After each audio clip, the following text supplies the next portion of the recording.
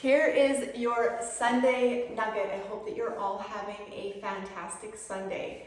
This is going to be for those of you who are struggling with some shoulder issues, but even if you're not, please listen to these cues just to make sure that you are executing the exercises properly. So this is a cue nugget, but it also is sort of a suggestion on if you are struggling with push-ups, which I am as well. So the push-up can cause a lot of problems with the shoulder. If you're not feeling the chest and you're feeling all shoulders and elbows and wrists, you might want to dial back and just not do them for a couple of weeks and just stick with some good stretch. Everything is tight. That's where we typically feel it. So I like to kind of do this sort of thing. And then of course, all of my thoracic stuff and my shoulder stuff and my mobility stuff that I've all sent you. Maybe that's, instead of doing, if I do program a push-up, you incorporate something like that, 30 seconds or to a minute of this type of a stretch, or the roll where you're standing on the wall and the roller is here and you're going up and down. Something like that that's actually going to help the shoulder rather than hurt it. But if you want to try this, give it a go. If it still doesn't feel great, just dial back and do something that's going to help the shoulder rather than completely taking that exercise away. So if you are not feeling the chest and you're feeling mostly shoulders, elbows, wrists, and those sorts of things, this could be something you could try. First of all, what happens is when you do a push-up, you might want to have your friend, your husband, your workout partner tape you from the top down so they can see how you're doing. Because a lot of times, it's going to be hard for me because I don't have anyone taping this, is that if you've got an issue like my right shoulder here, you're going to actually notice that this arm comes out more than comes down. And that's just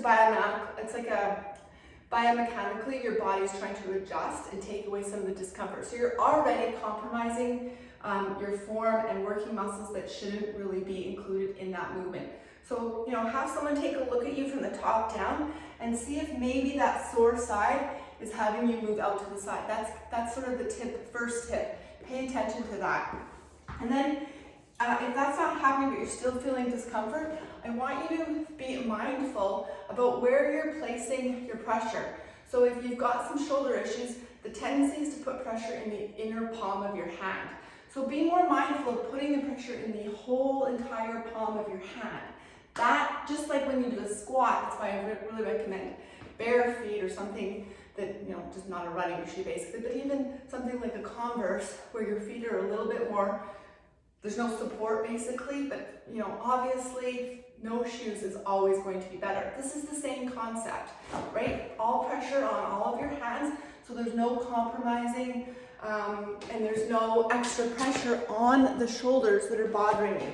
So the other thing that I want you to do once you've sort of been more mindful about where your pressure is on your hands is I want you to externally rotate the shoulders. Okay, so your hands are externally rotating, but at the shoulder joint, you're doing that. So it's just, this is what your shoulder, it's hard to see. Okay, so here's forward, externally rotate. I hope you can see that. I think you can. I can see it, but it's not a huge movement, but just externally rotate. So thing one, pressure all over the hands, externally rotate. Obviously, if you're bothered by your shoulders, I would like you to modify by going on your knees, keeping your head up, don't tuck your chin in, right? All these things are so important, especially if you're not feeling great, right? Abs are strong, mind is positive, pressure. So I'm not warm at all. I'm lying, I actually did walk backwards when I was doing my check-ins for you, but so I'm a little bit warm, but I haven't done any, I like to stand against the wall and do this sort of thing, right? I haven't done any of that. That didn't hurt. That did not hurt. So try that. It might help you. The other thing about pull-ups, a lot of you are scared, and I don't blame you, about doing a pull-up when your shoulder's bugging you. If you haven't tried this, this is what I would like for you to do. Well, two things.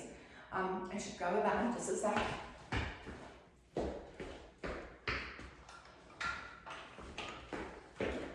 This is a pretty thick band, and honestly, you don't have to do this seated. Oh yeah, way too thick, but this is just demo. So push it out, and then I just want you to look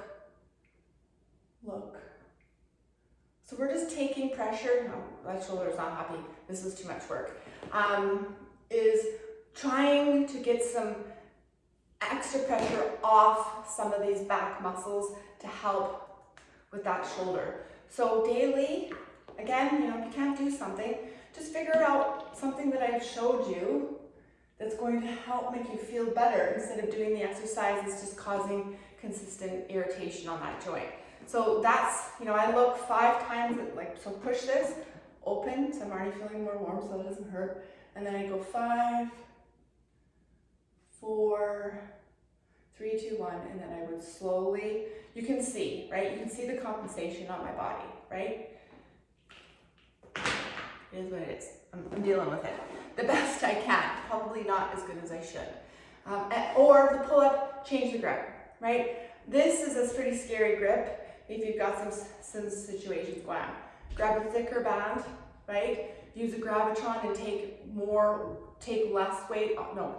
weight off, right? So the lower the pin on the gravitron, the easier the pull-up will be because you are taking your body weight off. Take a thicker band, add 3 bands, add the green band, the purple band, and the yellow band, put your foot in. You can always make that a little easier, but also change your grip to neutral. Try that. This is your hand, this is where your biomechanically, this is where your body, right? We're not walking, well, some of us are, none of you are, but this is something is wrong. But most of this is just natural. That's why when I tell you to do an anterior raise, not tell you, encourage you to do this, that's why.